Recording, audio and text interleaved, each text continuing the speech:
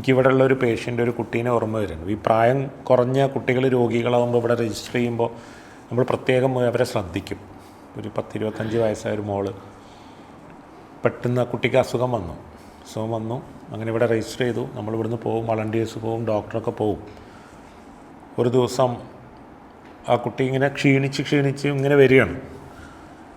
എന്തായാലും മുന്നോട്ട് പോകാൻ സാധ്യത വളരെ കുറവാകുന്ന അവസ്ഥയിലാണ് ആ കുട്ടിയുടെ ജീവിതം. അപ്പോൾ ആ കുട്ടിയുടെ അമ്മ ഒരു ദിവസം വിളിച്ചു. അന്ന് ഞാൻ കോഴിക്കോടാണ്. അമ്മ വിളിച്ചിട്ട് പറഞ്ഞു, നിങ്ങൾ ഒന്ന് വരുമോ, നിങ്ങളെ ചോദിക്കുന്നുണ്ടെന്ന് പറഞ്ഞു. അങ്ങനെ ഞാൻ ആ വീട്ടിലേക്ക് കോഴിക്കോട് നിന്ന് തിരിച്ചു വന്നു. വൈകുന്നേരം എൻ്റെ വൈഫ് ഇവിടെ വളണ്ടിയറാണ്, നസീമ, അവളെയും കൂട്ടി ഞാൻ ആ വീട്ടിലേക്ക് പോയി. അവിടെ ചെന്നപ്പോൾ എന്നെ കണ്ട ഉടനെ അങ്ങോട്ട് ദേഷ്യം പിടിക്കാൻ തുടങ്ങി. എവിടെ പോയി കിടക്കുകയായിരുന്നു എന്നൊക്കെ പറഞ്ഞിട്ട് ഈ കുട്ടി ദേഷ്യം പിടിക്കാൻ തുടങ്ങി. എന്നിട്ട് അവൾ ചെയ്തത് എന്താണെന്ന് വെച്ചാൽ, അവൾ കടിച്ചൊരു ആപ്പിള് അതിൻ്റെ ഒരു കഷ്ണം കടിച്ചിട്ട് ആ കടിച്ച ഭാഗം എന്നെ കൊണ്ട് കടിപ്പിക്കുകയാണ്. അത് കടിച്ചു തിന്നു. അത് കഴിഞ്ഞിട്ട് അവൾ ചോറ് കൊടുന്ന് വെച്ചു. വൈകുന്നേരത്തെ ചോറ് കൊടുന്ന് വെച്ചപ്പോൾ അത് കുഴച്ചിട്ട് അത് അവളുടെ കൈ കൊണ്ട് കുഴച്ച് അവൾ കഴിച്ചിട്ട് അതിൻ്റെ ബാക്കി എന്നെ കൊണ്ട് കഴിപ്പിക്കുകയാണ്. എനിക്ക് തന്നെ ഭയങ്കര ഒരു വല്ലാത്തൊരവസ്ഥയിലേക്കായിപ്പോയി. ഞാൻ എന്താണെന്ന് മനസ്സിലാവാത്തൊരവസ്ഥയിലേക്കായിപ്പോയി. അപ്പോൾ അവൾ സ്ഥാപിക്കാൻ ശ്രമിക്കുകയാണ്. ഞാൻ അവളുടെ ആരോ ആണെന്ന് അവളുടെ ഉള്ളിൽ അവൾ സ്ഥാപിക്കാൻ ശ്രമിക്കുകയാണ് ഈ ചെയ്യുന്നതിലൂടെ.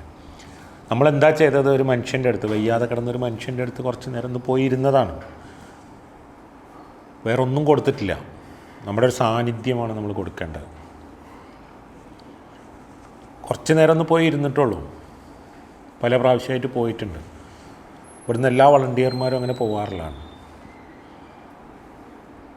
ആ കുട്ടിയുടെ ഉള്ളിൽ അവൾക്ക് വേണ്ടപ്പെട്ട ഒരാളായി മാറുകയാണ്. നമുക്കങ്ങനെ ആർക്കൊക്കെയോ വേണ്ടപ്പെട്ട ആളുകളായിട്ട് നമ്മൾ മാറാൻ ശ്രമിക്കുക എന്നുള്ളതാണ് നമ്മുടെ ജീവിതം കൊണ്ട് നേടിയെടുക്കേണ്ടത്.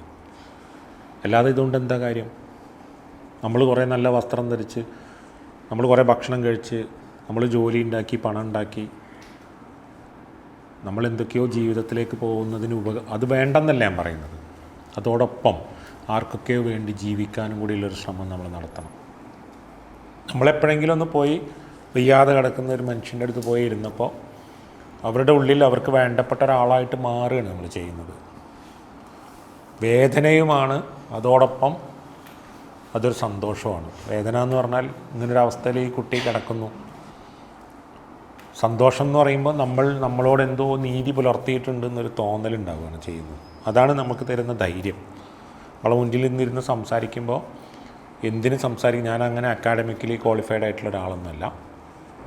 പക്ഷേ എൻ്റെ ജീവിതം കൊണ്ട് എനിക്ക് ഇങ്ങനെ ഏതോ ഒരു മനുഷ്യന് വേണ്ടപ്പെട്ട ഒരാളാവാൻ സാധിച്ചല്ലോ എന്നുള്ള സംതൃപ്തിയോട് കൂടിയിട്ട് ഞങ്ങളെ മുന്നിലിരിക്കണം. വെറുതെ ഇരുന്ന് ലെക്ചർ ചെയ്യുകയല്ല ചെയ്യും.